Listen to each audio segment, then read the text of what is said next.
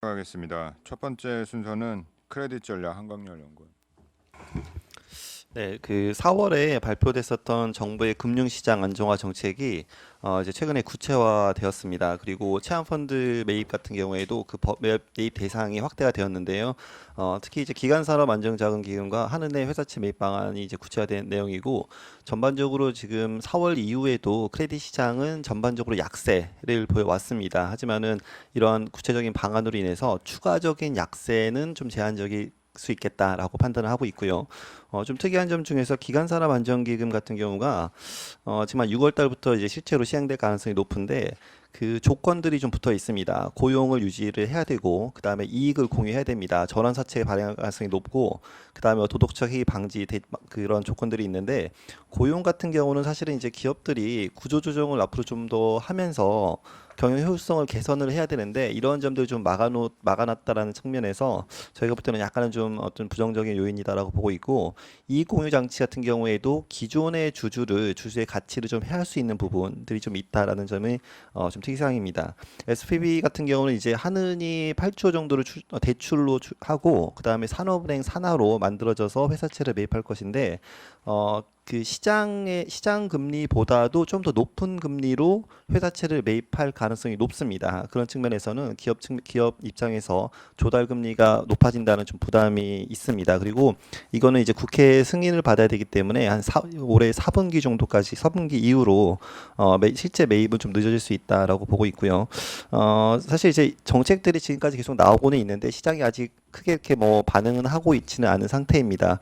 저희가 볼 때는 크레딧 시장이 한 3분기 정도까지는 지금의 높아진 스프레드 수준에서 약간 좀 박스권 유지될 가능성이 높고, 4분기 때 실제로 SPV가 적극적으로 매입을 한다고 하면은 그때 이후에 좀 더 강세 반전 가능하다라고 판단하고 있습니다. 이상입니다.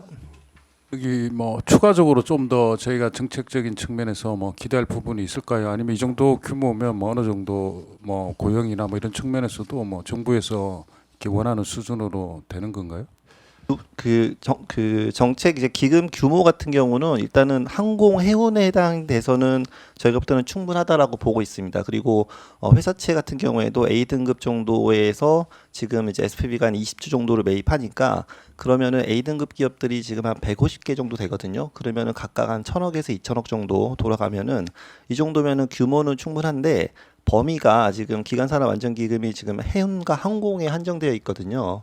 혹시 이제 처음에 얘기 나왔었던 그 정유, 화학 이쪽은 아직은 지원을 안 해주려고 하고 있는 건데, 만약에 이쪽에서도 조금 더 그 악화되는 모습들이 보인다고 하면은 범위를 조금 더 산업의 범위를 확대할 가능성은 있다라고는 보고 있습니다. 다음은 홍성욱 연구원. 네, CLO 관해서 코멘트 작성했고요. 그 최근에 좀 궁금해하시는 분들이 많았고, 또 시장이 좀 변동성을 보이게 되면은 그때 좀 참고하실 수 있도록 자료를 작성했습니다. 일단 CLO가 무엇인지에 대해서 간단히 말씀드리면은, 저희가 가끔 뱅크론이나 레버리지론 관해서 이제 코멘트를 드리는데, 그 레버리지론을 이제 구조화를 해서 이제 시용 등급별로 트렌치를 나누니까 레버리지론을 기초 자산으로 하는 그 구조화 증권이라고 보시면 되고요. 그에 따라서 당연히 이제 기초 자산이 레버리지론의 신용도에 영향을 받게 됩니다.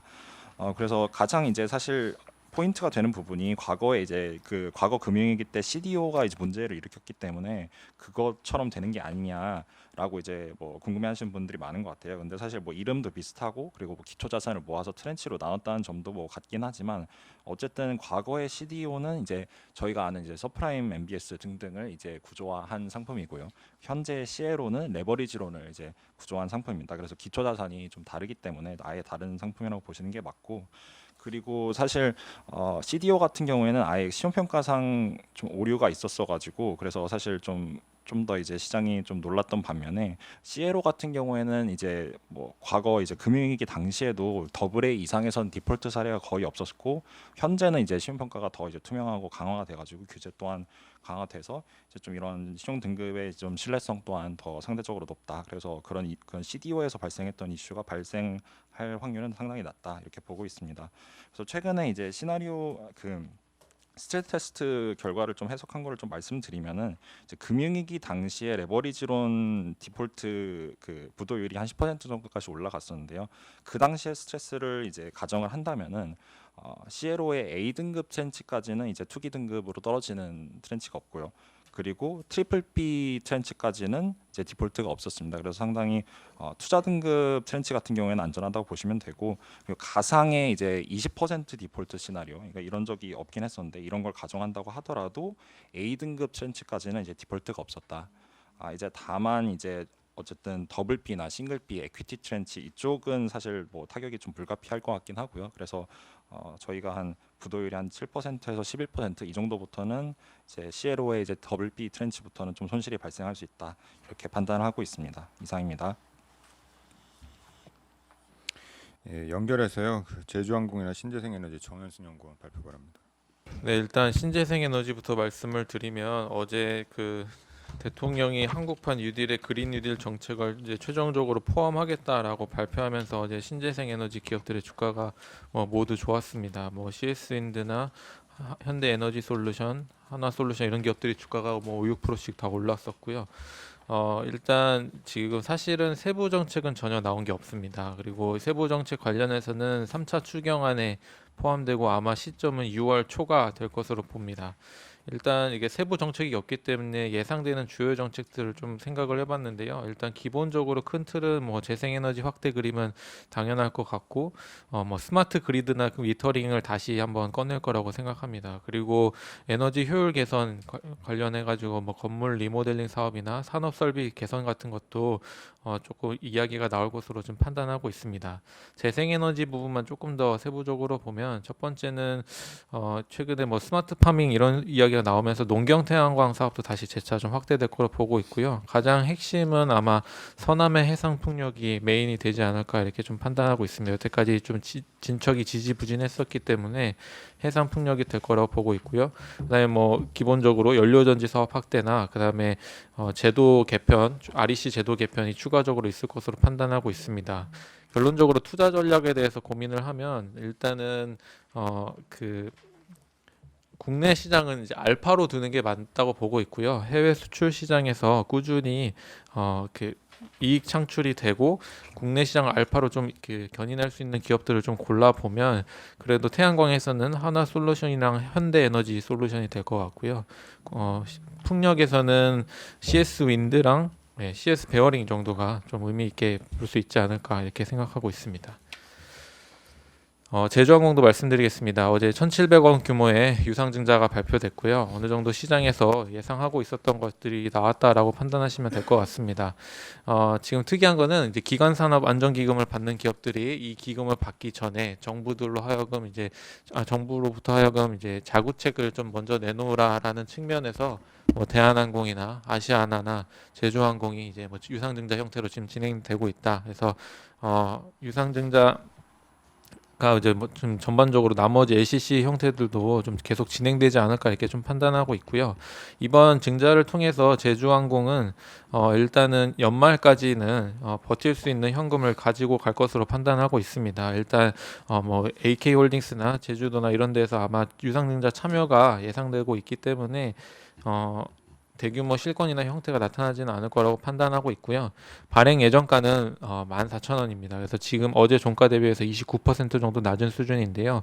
뭐 다일루션 이런 걸 감안해도 이번에 오히려 이제 주가 시장에서는 약간 이제 유동성 우려가 일단 연말까지는 조금 완화됐다라는 측면에서 할인율을 좀 제거함으로써 목표 주가는 변동하지 않았습니다. 변수는 일단 하반기 과연 이제 운항 정상화 가능할까 여부고요. 뭐 여전히 저는 이제 실적 추정치에는 하반기 마이너스 3분기 마이너스 45%, 4분기 마이너스 10% YOY 감소할 것으로 일단 보고 있는데 이게 일단 변수가 될 것 같고요. 그다음에 지금 아직 이스타항공 인수 절차가 마무리되지 않았습니다. 그리고 아직 해외 그 결합 심사가 지연되고 있어가지고 인수도 최종적으로 결정되지 않았습니다. 이러한 부분들이 조금 변수로 작용할 거로 보고 있습니다. 다른 LCC들이 이제 과연 유상증자를 하면서 이거를 살아남을 수 있느냐가 지금 변수가 또 다른 변수가 될 것 같고요. 그래서 일단 지금 연말까지는 유동성 우려가 좀 해소됐다. 이제부터는 이제 코로나 이슈가 해소되거나 다른 LCC들이 어떠한 이벤트가 발생하느냐가 지금 주가에 좀 중요한 포인트가 되지 않을까 이렇게 생각합니다. 이상입니다. 사실 이게 뭐 아무리 이렇게 돈을 갖다 부어줘도 자생 능력이 있어야 될 것 같은데 이렇게 제 주변 사람들 다 얘기를 하다 보면 뭐 올해 내에 해외 여행을 간다든지 뭐 이럴 사람은 거의 없는 것 같더라고요. 우리나라가 뭐 확진자가 신규가 빵이 되더라도 내가 가려는 국가가 안전해야 되는데 전혀 뭐 그런 상황은 쉽게 나올 것 같지는 않은데 그 부분 좀 어떻게 생각하세요? 그 뭐 말씀하신 대로 그게 맞고요. 네, 근데 이제 이 주가 측면에서는 조금 생각을 다르게 해보셔야 될 것 같은 게 지금 그 항공주에 대해서 그 실적 추정이나 이런 거 할 때 수요에 대해서 개선될 거라는 기대감은 전혀 없습니다. 그리고 많은 투자자들이 수요에 대한 기대감이 전혀 없어요. 그래서 그 뭐 수요에 대한 조그마한 긍정적 이벤트가 나오면 그냥 주가가 막 10%씩 튀는 이런 상황이 발생하거든요. 그러니까 시장에서는 수요의 기대감이 없기 때문에 이미 주가가 그 정도 이 레벨까지 와 있는 거고, 그래서 물론 뭐 이제 코로나 이슈가 해소되면 좋겠지만은 사실은 그것보다는 지금은 우리가 그나마 가장 기대할 수 있는 부분입니다. 지금 제조한 국가가 네.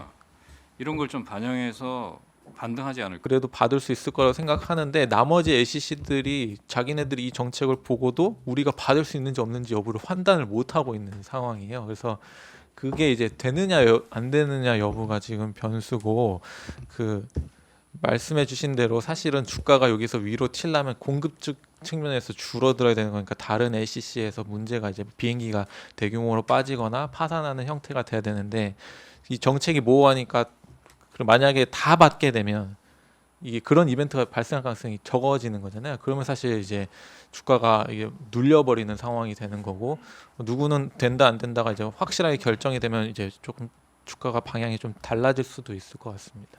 근데 이제 그 부분은 정부가 확실하게 좀 내놔야 되는 거고, 지금 뭐 오늘 간담회를 한다고 하니까 예, 그 LCC 뭐 CEO들을 모아놓고 간담회를 한다고 하니까 그 부분을 좀 다시 보고 판단해야 될 것 같습니다.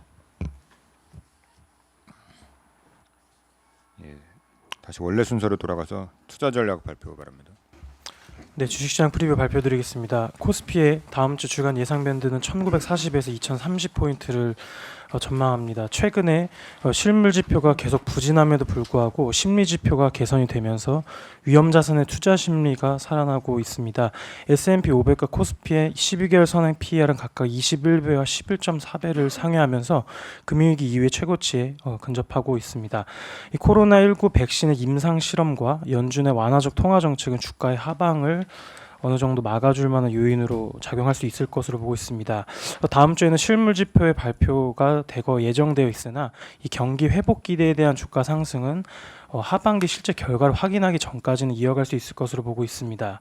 이 한국판 뉴딜이 단계적으로 구체화되고 있다는 점도 주식시장에 긍정적이라고 볼 수 있겠는데요. 이는 AI와 5G를 기반으로 해서 경제 구조를 고도화시키고 일자리 창출을 동시에 추진하겠다는 계획입니다. 서두에서 들으셨겠지만 뉴딜 정책까지 그린 뉴딜까지 포함이 되게 되면서 관련주들이 급등락을 현재 하고 있습니다. 현재 이런 한국판 뉴딜 6월 초에 구체화될 가능성이 높은데 정책 기대감을 높일 수 있다는 점은 국내 주식시장의 상승 요인이라고 들 수 있겠습니다.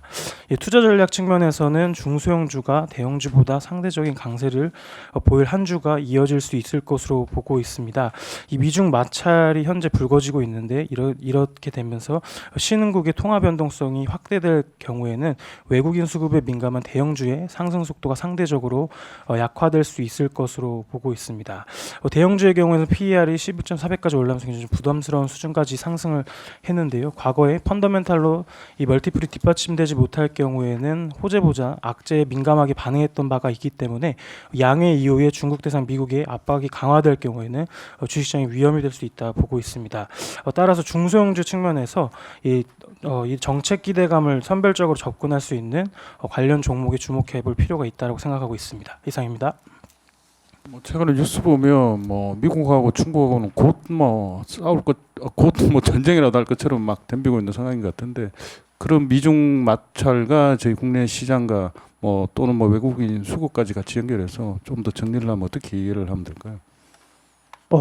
예, 최근에 일단 계속적으로 밤사이에 주가가 미국 주식시장이 하락했던 원인도 이 미국과 중국의 마찰에 기반을 하고 있습니다. 근데 최근에 미중 간의 마찰이 과거랑 다른 점은 관세에서는 이걸 돌리려는 그런 의지를 많이 보여주지 않고 있는데요. 커들로 백악관 경제수석도 밤사이에 1차 무역 협정에 대해서는 지켜나가겠다 이런 식으로 발언을 했거든요. 그러니까 관세 측면이 아니고 다른 측면, 뭐 금융시장이라든지 이런 쪽에서 압박을 가하는 움직임은 지난해 있었던 주식시장의 급락 사태와는 좀 다른 방향을 갖고 있습니다. 이 경제 여파로는 좀 어느 정도 완화시켜 줄 수가 있기 때문인데요.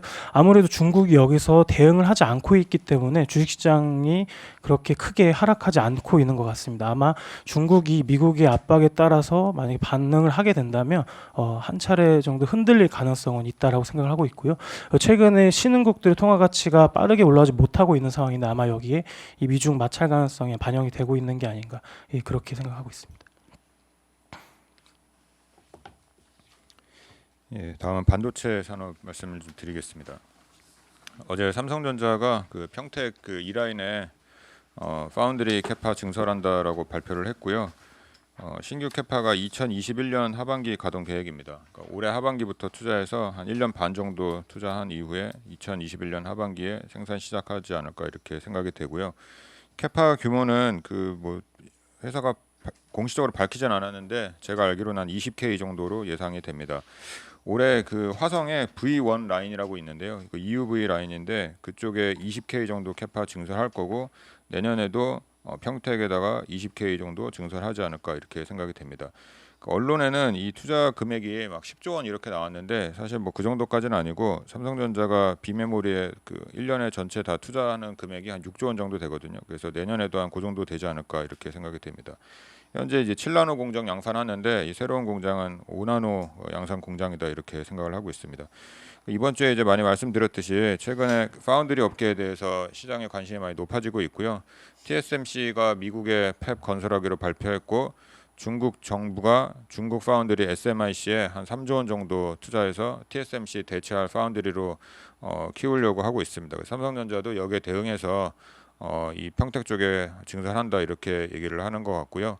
그 미국의 이제 오스틴에도 증설 발표가 올해 하반기 중에 있지 않을까 그렇게 생각이 됩니다. 이렇게 뭐 각국 정부랑 각국 업체들이 그 파운드리 쪽에 이제 투자를 많이 하는 이유가 첫 번째로는 파운드리 업황이 양호합니다. 그 코로나 19에도 불구하고 TSMC가 예측한 올해 파운드리 전체 시장 성장이 플러스 한 10% 정도로 예상을 하고 있고요. 이 파운드리용 반도체에 주로 사용되는 어제 말씀드린 그 암 아키텍처라는 그 설계가 최근에 이 저전력 저성능 이런 걸 장점으로 고성능 PC랑 서버 쪽에도 이제 많이 들어가고 있습니다. 그래서 이쪽에서 시장이 상당히 커지지 않을까 이렇게 보고 있고 공정 전환이 잘 안 되기 때문에 칩 사이즈가 점점 커지고 있습니다. 그래서 이것도 파운드리 수요 증가에 영향을 주지 않을까 이렇게 보입니다.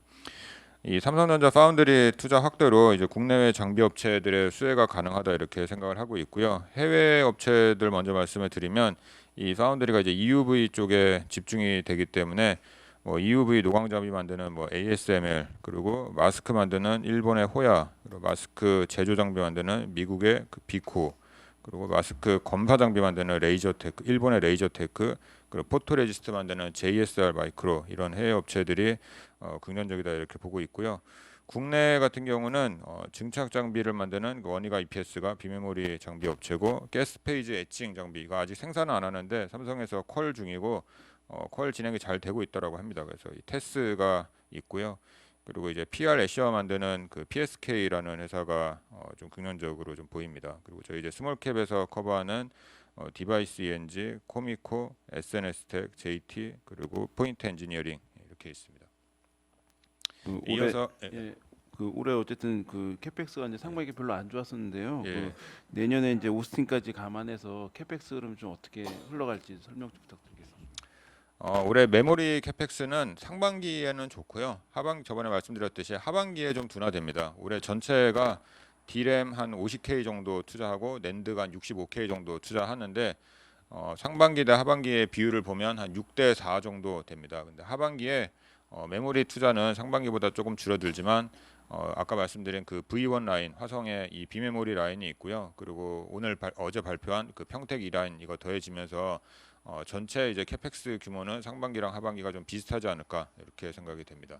그리고 내년 같은 경우는 메모리가 사이클이 2년이거든요. 보통 첫 해보다 두 번째 해 캐펙스가 훨씬 커집니다. 그래서 올해보다 내년이 캐펙스가 훨씬 커지지 않을까.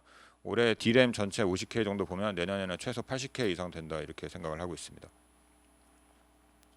이어서 그 스몰캡에서 코미코 발표하겠습니다. 예, 코미코 말씀드릴게요. 코미코는 계속 좀 제가 지속적으로 추천을 드리고 있고, 그다음에 제가 계속 강조드리는 게 뭐냐면 이 회사는 글로벌 반도체 업체들하고 다 거래를 하고 있다는 게 장점입니다. 제가 이거를 계속 강조드리고 있는 거죠. 그래서 이 회사는 안성, 그리고 미국 오스틴, 중국, 대만, 싱가포르의 각각의 생산 법인들을 가지고 있어서 안성 같은 경우는 뭐 국내 삼성하고 하이닉스 거래하고 있고, 미국 같은 경우도 삼성, 그다음에 인텔, 뭐 TI, 마이크론, 그다음에 중국은 하이닉스, 대만은 TSMC, 싱가포르는 마이크론 이렇게 메인으로 거래를 하고 있습니다. 그래서 글로벌적으로 다변화된 고객처를 가지고 있기 때문에 아까 그 도현우 의원이 말씀했듯이 그 뭐 TSMC도 증설을 하고, 그다음에 삼성도 어제 증설을 한 거에 대해서 코미코는 당연히 수혜를 볼 수밖에 없다라고 지금 보고 있고요. 그리고 오스틴 같은 경우도 이제 삼성이 이제 투자할지도 모르는데, 지금 삼성 오스틴 공장과 코미코의 오스틴 공장은 제가 2주 전에도 말씀드렸지만 14분밖에 안 걸려요. 예, 그렇기 때문에 무조건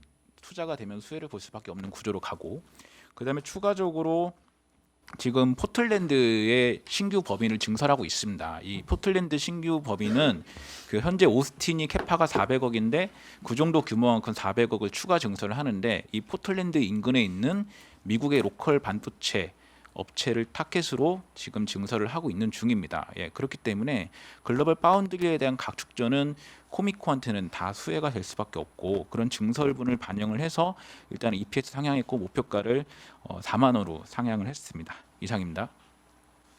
이게 그 글로벌 업체들한테 이렇게 여러 군데 거래 고객사를 뭐 가지고 있다는 건 어떻게 보면 장점일 수도 있고, 저 한편으로 드는 생각은 뭐 삼성전자의 메인 업체가 아니고 뭐 TSMC 메인도 아니고 이러면은 오히려 메인이 아는 회사는 밸류에이션을 더 많이 주는 게 힘들지 않을까 이런 생각도 드는데, 그 부분은 어떻게 생각하세요? 일단은 밸류에이션 부분부터 설명을 드리면, 이 회사는 세정 코팅을 하는 회사고, 세정이라는 건 단순해요. 그냥 이렇게 오염된 물질들을 이제 씻어주고 닦아주고 하는 거기 때문에 그렇게 큰 부가가치가 없는 비즈니스지만, 코팅 같은 경우는 예를 들어서 우리 그 후라이팬을 쓰다 보면은 코팅이 벗겨지잖아요. 반도체 장비 같은 경우도 다양한 화학 작용을 하다 보면 그 부품들의 코팅 물질이 벗겨질 수밖에 없어요. 근데 그거를 이 코미코, 삼성 같은 회사들이 이제 코미코에 이거 우리 코팅 물질 벗겨졌으니 좀 입혀줘라 하면 그 코팅 물질을 입혀주는데, 그 코팅 물질이 그 코미코의 자체 개발한 코팅 물질입니다. 예, 그거를 함에 따라서 더 성능이 우수해지고 효율성이 좋아지는데, 그렇기 때문에 이 코팅 물질이 이 회사의 레시피이기 때문에 저는 밸류에이션은 소재, 그 IT 소재 업체를 밸류에이션을 주는 게 충분하다라고 저는 판단하고 있어서 밸류에이션 프리미엄 주는 건 또 문제가 없다라고 보고 있고, 그 다음에 이 코미코의 실적을 보시면 되게 안정적인 성장을 하고 있어요. 그게 어떻게 보면 장점이자 단점이에요. 그거는 말씀하셨다시피 삼성에 대한 의존도가 뭐 50% 이상 안 되기 때문에 삼성이 물량이 확 늘었을 때 그만큼 실적이 늘어나진 않아요. 그 대신에 오히려 다른 고객사와 다변화된 그걸 되게 안정적인 성장이 가능하다는 게 저는 오히려 거기에 더 장점을 주고 싶고, 밸류에이션이 충분히 줄 수 있다고 보고 있고, 지금은 삼성뿐만 아니라 TSMC, 그다음에 뭐 인텔도 하고 있고요. 그다음에 중국 같은 경우도 지금 뭐 자체적으로 계속 하고 있잖아요. 그런 것들이 이 회사한테는 좀 더 프리미엄 요인이 될 수 있다라고 저는 판단을 좀 하고 있습니다. 안정적으로 실적 올라가시는 거 해서 대비해서 주가가 너무 빨리 올라서 이게 증설분을 반영하기에 너무 많이 땡겨오는 거 아닌가라는 생각이 좀 드는데, 관련해서 코멘트 좀 부탁드립니다. 그래서 지금 일단은 그 어차피 삼성의 내년의 그 계획이 그 어제 발표한 라인은 내년 하반기, 예, 하반기에 이제 증설하는 걸로 되어 있고, 그다음에 TSMC 같은 경우는 2024년 정도에 이제 개시한 걸로 되어 있기 때문에 솔직히 TSMC 같은 경우는 좀 먼 얘기고요. 삼성 같은 경우는 당장 내년부터의 양산이 가동되는 거기 때문에 그런 실적은 이미 EPS에 반영. 올해 실적은 수정이 없습니다. 예, 올해 실적은 수정이 없고 내년 실적으로 수정을 한 거기 때문에 그런 거에 대한 EPS 상향은 당연하고 투자 의견 목표가도 올라가는 겁니다. 그 보통 반도체 그 서플라이 체인의 밸류에이션 같은 경우는 삼성 그 비중이 높은 회사들이 매출 성장은 되게 세거든요. 근데 다변화되어 있는 애들이 밸류에이션을 더 많이 받고 있습니다. 다음 순서는 LIG 넥스원 발표하겠습니다. 네, LIG 넥스원 목표 주가를 기존에 28,500원을 제시를 드렸는데 36,000원으로 상향을 하겠습니다. 그 36,000원으로 일단 보고 있는 이유는 크게 두세 가지 정도 있는데요. 일단 첫 번째는 우리가 1분기에 어닝 서프라이즈가 나왔었습니다. 뭐 당사 추정이나 컨센서스 어디랑 비교해도 월등한 영업이익률이 나왔고요. 회사 쪽의 설명이나 이런 것들을 들어보면 통상적인 경상 OPM은 4~5% 정도 나온 것 같은데 1분기에 수출이 좀 많았고 달러 강세에 의해서 뭐 매출 이익도 좋았고 매출 채권에서도 약간 그 달러 매출 채권 이런 쪽에서 좀 재평가가 있고 전체적으로 해서 거기서 초과 이익이 나왔다라고 회사가 설명을 하고 있습니다. 뭐 그렇다고 하면 지금 우리가 1분기 대비 2분기가 환이 더 센 상황입니다. 그런 점들을 감안하면 2분기에도 좀 초과 이익이 나올 수 있다라고 이렇게 생각을 하면 전체적으로 그 OPM 5% 이상은 나오지 않겠나 이런 생각들 때문에 그 연간 이익 전망을 상향을 했습니다. 그리고 두 번째는 우리가 그간 방산업체 대부분들이 주가가 좀 상승을 보여줘 왔고요. 그 미국 같은 경우는 방산업체들 밸류에이션이 거의 코로나 이전 수준까지 와 있습니다. 그러다 보니까 평균 퍼도 저희가 기존에 15배를 드렸는데 16배로 다시 조정을 했다고 이렇게 보시면 될 것 같고요.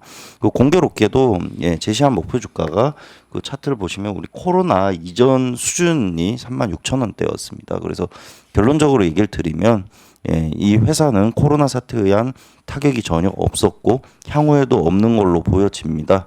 실적은 오히려 생각보다 잘 나왔다는 점에서 충분히 기존의 상단을 다시 도달할 수 있다라고 이렇게 봐주시면 될 것 같습니다.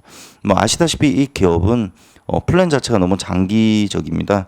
2023년부터 차기 제품이 나오기 때문에 사실 올해부터 2022년까지 이슈가 그렇게 다양한 편은 아닌데 계속 이익 수준이 개선되고 있기 때문에 좋은 모습 예상하고 있습니다. 이상입니다.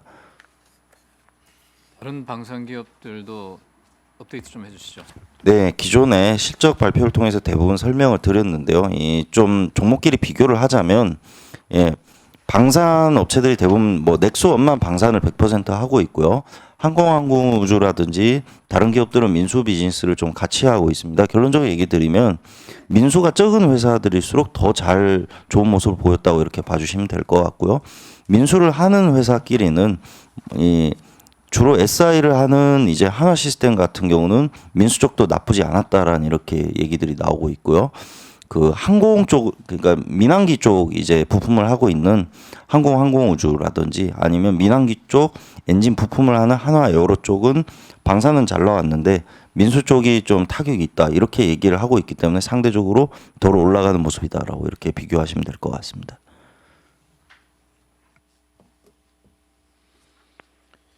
다음 해외 주식 발표하겠습니다. 오이시쿠스 다이치. 네, 오이시쿠스 다이치는 저희 NH글로벌 스탁스10에 포함된 종목이고요.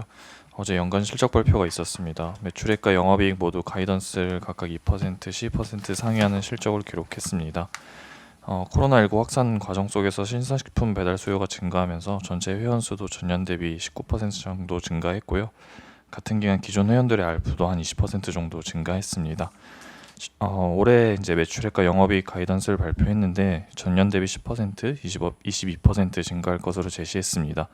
이번 코로나19를 계기로 소비자들의 관심이 좀 증대됐고 편리함이 인정받은 것은 좀 중장기적 성장을 기대해 볼 만한 이유라고 보고 있습니다. 그 차트가 저거 맞나요? 네, 맞습니다. 맞아요. 다만 지금 좀 아쉬운 점은 매출액 가이던스가 전년 대비 한 10% 성장이라고 제시했는데 사실 이번 사태를 계기로 좀 폭발적으로 성장을 기대한 투자자들한테는 다소 아쉬운 수준이라고 생각을 하고 있고요. 다만 이 문제는 그 생산자들, 농민들과 이제 생산자 파트너를 맺게 되는데 이 농민들의 출하 능력이 상한에 도달하면서 다소 매출액 성장에 제한이 있었던 것으로 보입니다. 향후 이제 추가적인 생산자 파트너 이제 모집을 통해서 이런 것들을 확인해 나가야 될 것으로 좀 보고 있습니다. 이상입니다. 이사가 마켓컬리하고 어떻게 틀려요? 마켓컬리랑 거의 유사하고요. 얘네도 이제 정기적으로 음식료 신선식품 배송받는 기업입니다. 규모는 마켓컬리가 훨씬 큰 걸로 좀 예, 다음은 해외 주식 탑픽스 발표하겠습니다. 네, 그 발간 자료로 나와 있는 거 보시면 되고요. 저희가 매 월별로 기업 분석의 섹터 애널리스트가 선정한 각 섹터별 해외 주식 탑픽스를 제시를 하고 있고 5월 달이 이제 네 번째 호가 되겠습니다. 그 지난달 거를 보면 저희 15개 종목을 추천했었는데 그 중에 11개 종목에서 플러스가 났고요. 수익률이 좀 좋았던 종목은 우리 도현호 연구원이 추천했던 레이저테크가 24%나 올라서 제일 한 달 동안 수익률이 좋았고 그 밖에도 뉴몬트 마이닝하고 애플, 그다음에 제트홀딩스 같은 기업들이 10% 이상 상승을 했습니다. 그 이번 호에는 새로 들어간 종목은 이제 엑슨모빌, 그다음에 베스타스 윈드, 유니버설 디스플레이, 퀄컴, AT&T, 월트 디즈니, 코카콜라, 스타벅스가 새로 들어갔고요. 총 16개 기업입니다. 시장의 뷰는 저희가 전략팀하고 공유하고 있는데 바이러스 이슈가 좀 점진적으로 완화되는 가운데 미국은 여전히 유동성 공급, 중국은 이제 재정 위주의 경기 부양하고 신형 인프라 투자가 긍정적이라고 생각을 해서 시장 흐름 자체는 견조할 걸로 보고요. 다만 이제 대선과 관련해서는 무역 전쟁이 노이즈로 작용할 것 같고요. 그다음에 일본 쪽도 그런 얘기를 어제 발표했는데 기업의 이익 가시성이 좀 떨어지고 경기 속도가 좀 빠르지 않을 것이라는 점은 좀 변수로 보고 있습니다. 네, 이상입니다. 예, 이상 준비된 발표는 마치겠습니다.